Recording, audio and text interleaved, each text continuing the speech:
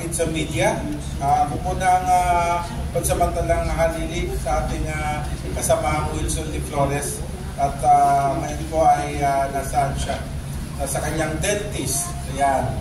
Welcome po sa ating media forum dito sa Kamuning Bakery Cafe. At mapalad tayo ngayong araw. At kasama natin ang dalawang outstanding leaders na speaker para sa araw na ito. Sina former Executive Secretary Attorney Vic Rodriguez at former Senator, now Educator Nikki Cosete. Welcome sa ating mga kapatid. Nandiyan yung ating mga kapatid sa media, ang DZAR. Yan. Ang live tayo nga pala sa FB page ng Kamuning Bakery. Tumuto kayo. Live din tayo sa third floor studio. At bukod pa dyan, live din tayo sa VMR channel. Yan. At meron din ng mga kapatid natin na mga online at iba pa vloggers nandyan din. Welcome po. Yan. Okay. At first part, introduce ko muna ang dalawang speakers nga natin. Bigyan natin ng opening statement about their ideas. Our main hot topics today include the Philippine health or PhilHealth controversy on the 90 billion pesos which the national government wants to take over, but the Supreme Court recently issued a TRO. Many groups oppose their controversial transfer. Pangalawang issue, what is the state of Philippine food security? Why is the Philippines still the world's #1 biggest rice importer? Why is the Philippines not part of the BRICS when our neighbors, the 4 biggest ASEAN economies of Indonesia, Thailand, Malaysia, and Vietnam are also part of this? Yun yung pangatlo. Pangapat, how are our fishermen and farmers? At panglima naman, how important is 2025 election to our Philippine future? Yan. Our first speaker, Attorney Vic Rodriguez, is former Executive Secretary of President Bongbong Marcos, who he helped as head of his presidential campaign and as his spokesman and legal counsel. In fact, people call Attorney Vic Rodriguez correctly as the Kingmaker, which is the title of his best-selling book. Ito po yun, yung Kingmaker. Yan. Available po yan dito sa Kamuning Bakery, which is available nga sa ano rin ba? Sa National Bookstore din yata. No? Okay, let us welcome Attorney Vic Rodriguez for his opening statement. Good morning, sir. Thank you, Ben, and magandang umaga ho sa inyong lahat. Magandang umaga sa karangalang makabalik dito sa Kamuning Bakery for our Pandesal Forum. And of course, made more special with the presence of former Senator Nikki Cosete. Good morning, ma'am. At magandang umaga ho sa inyong lahat. I was here a few days before I have decided to run for Senator Ben. Ako ay naimbitahan din ni Wilson, ang ating kaibigan, dito sa kanyang forum at kanyang natanong if I am running then for Senator. Sabi ko sa kanya, pinag-iisipan pa Wilson, wala pa talagang plano noong that was September, last week of September. At nabuo lang naman talaga ang aking pagpasyang kumandidato noong October 5 and made officially and formally known that I am formally an applicant to be your senator noong October 8 when I filed my candidacy. And ang aking pong layunin ay pangunahan kasama ang hakbang ng maisog ang ating war on corruption at labanan yung Joint Resolution number 10 kung saan nagpapahintulot ng liquidation by mere certification yung mga sa pamamagitan lamang ng pinuno ng ahensyang siya rin gumamit ng pondo ng bayan. At ito ay malinaw na paglusaw sa natatanging kapangyarihan na itinatag at ipinagkaloob ng ating saligang batas sa Commission on Audit. Specifically, Article 9, Section 3, I believe, of our Constitution, nakasaad doon na hindi mo pwedeng tanggalan ng kanyang karapatan ang Commission on Audit na mag-audit doon sa mga ahensya at mga opisyal ng pamahalaan na gumamit ng pondo ng gobyerno. At yan din atin ding isusulong yung pagbubuwag ng tinatawag nating provincial wage rate. Dahil ako'y naniniwala na walang pagkakaiba dapat sa sahod ng mga national na nagtatrabaho o manggagawa sa National Capital Region at sa mga probinsya. Dahil wala pong katotohanan na mas mura manirahan at mas mura ang buhay sa probinsya. And I know this is just an opening statement, but I know marami rin na nakatune in na nakasubaybay sa iba't ibang panig ng Pilipinas. Magandang araw po sa inyong lahat, lalo na doon sa mga uring manggagawa. Kaya po natin isinusulong ito. Ako hindi naniniwala na mas mura ang buhay sa probinsya kung iahambing mo sa Metro Manila. At bilang patunay, pareho lang po ang presyo ng isang pirasong manok na may kanin at gravy sa probinsya. Ganun din ang presyo ng isang pirasong manok na may kanin at gravy dito sa Metro Manila. At kadalasan, mas mura pa ang bigas sa Metro Manila kaysa sa probinsya. At meron din mga probinsya na mas mura yung palagi ang kinakain ng ating mga maralit at manggagawa, yung instant noodles. Mas mura po dito sa Metro Manila kaysa sa probinsya dahil walang logistics cost. Kaya wala po dapat distinction ng pagkakaiba at hindi po dapat mas mura ang sahod ng mga taga-probinsya kung iahambing mo sa Metro Manila. At isa pang malinaw na halimbawa maibibigay ko, yung trabaho po ng mason sa probinsya, na halimbawa ay magbuhat ng isang sakong simento, ay pareho lang po ang bigat ng isang sakong simento na kanyang pinapasan sa kanyang balikat kung iahambing mo sa trabaho ng mason sa Metro Manila na nagbubuhat din ng isang sakong simento sa kanyang balikat. Bakit mas mababa ang sinasahod ng mason sa probinsya kung iahambing mo sa sahod ng mga mason sa Metro Manila? Kaya kung tayo po ay papahiramin ninyo ng inyong mandato, ay atin po isusulong na buwagin ang provincial wage rate at nakahanap naman tayo this early ng like-minded group o individual dito sa grupo ng kamanggagawa na atin po nakausap at nakasama at kami nagkasundo kung kami ay papalarin sila sa Kongreso o sa Senado, isusulong natin ang pagbuwag sa provincial wage rate. At ang isa pa ay bantayan natin yung paggamit ng budget. Mula pa lang sa pagpapanday nito sa Kongreso at sa Senado, hanggang sa ito'y mauwi doon sa tinatawag nating Bicameral Conference Committee, hanggang sa ito'y gamitin at gastusin ng mga ahensya ng gobyerno, dapat po'y nakatutok tayo riyan. At yan po ang bahagi ng aking isinusulong na war on corruption. And the war on corruption ay hindi lamang po isang empty slogan or motherhood statement.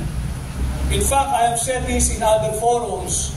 Should I receive your mandate enough to have a seat in the Senate, I will work for the passage and the reimposition of the death penalty, but only on two specific criminal offenses. Number one, yung kasong plunder. Pangalawa, yung kasong may kinalaman ang mga taong gobyerno sa pagprotekta, pagsulong, pagpatong at paglaganap ng illegal na droga. And with that, I will even move for and work for the lowering of the threshold for the crime of plunder. From 50 million, sisikapin po nating abindahan ito at ibaba ng 5 million pesos. Bakit ho kanyo? Mahirap naman na ninanakawan na tayong mga Pilipino, ng pera nating mga Pilipino, hindi tayo maka-aksyon at nanonood lamang dahil wala pang 50 million yung ninanakaw ng opisyal ng gobyerno. At malinaw rin ho,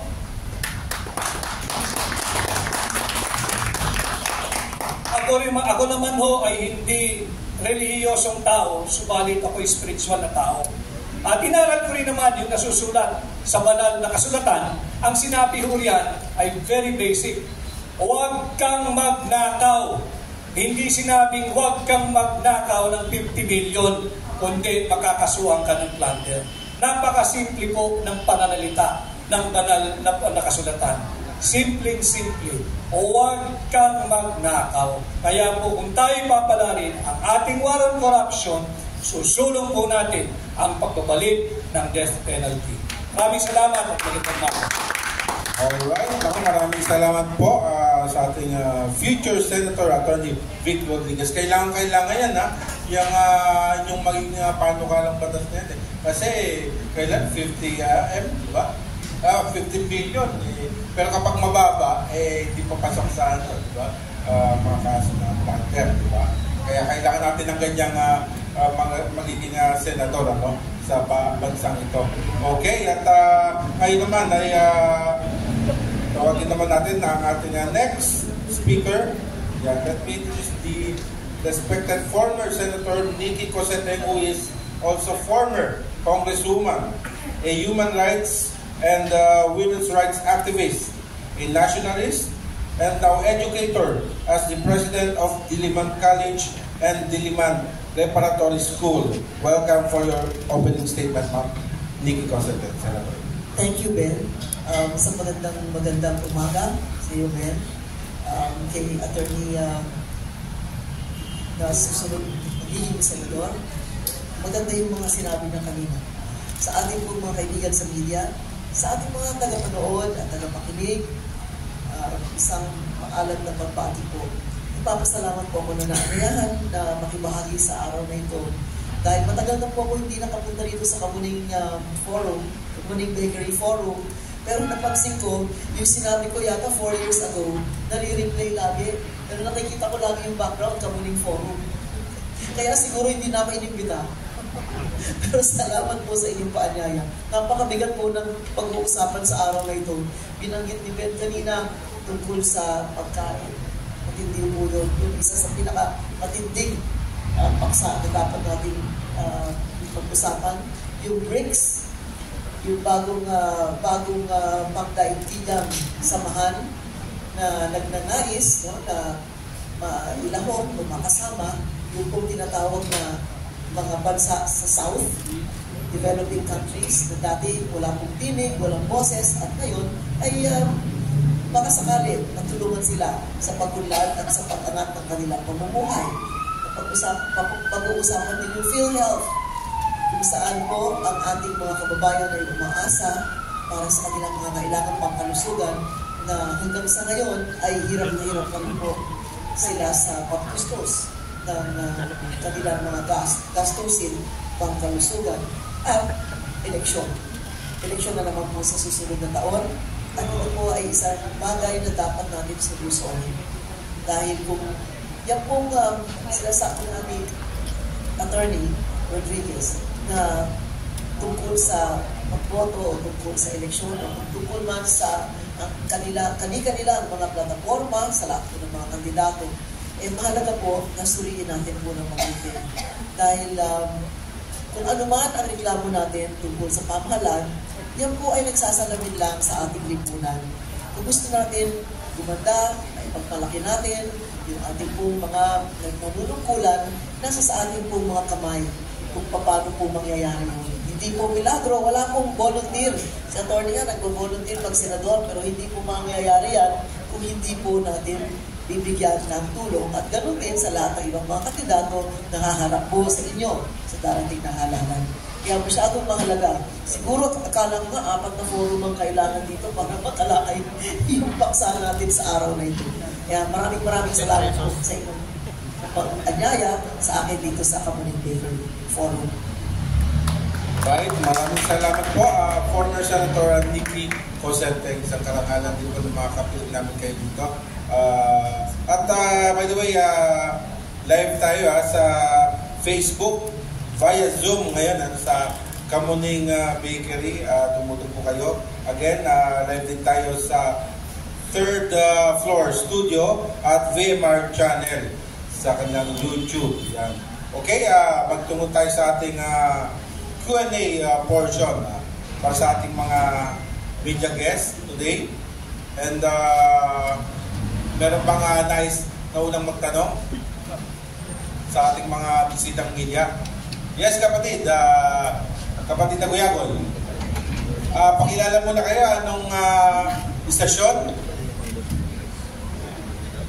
Good morning. Mike Guyagol from DZXL. This question addressed to Attorney Vic Rodriguez.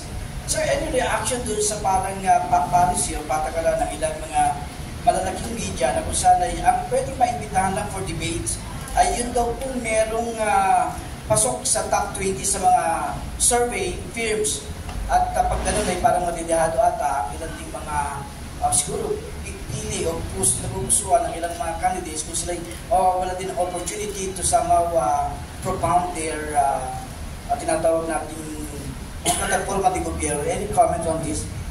Ako'y hindi bago dyan sa patakaran at perceiving bias ng traditional media. At noong 2022, naranasan ko ito ng personal, ang traditional media ngayon, na sila rin ang traditional media noon, ay kung siraan at talaga namang kutsayin ang kandidatong aking tinulungan, sagad to the bones. Subalit ngayon, wala kang marinig na kritisismo, lalo pa doon sa nawawalang 500 billion flood control funds that has resulted to the untimely demise of around 200 innocent Filipinos. Bakit yan ang hindi ninyo binabalita? Bakit yan ay tila pinagtatakpan ninyo?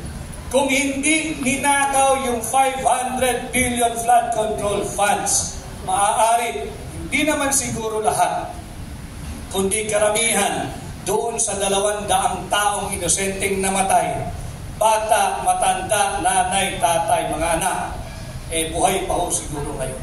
Yan ang dapat sagutin ng traditional media. And ako, para sa akin, walang kawalan sapagkat ako ay naniniwala na higit na mas malakas at tinatangkilik na ngayon ng higit na nakararaming Pilipino ang tinatawag na new media. At kayo yan, ang social media influencers, ang mga vloggers, ang mga nagre-report ng tama at totoong balita na walang filter.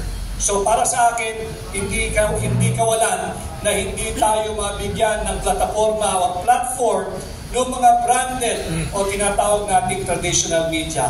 I will always feel more comfortable with the new media, yung social media, dahil ito, no filter, walang script, walang agendang personal na isinusulong. Interview lamang.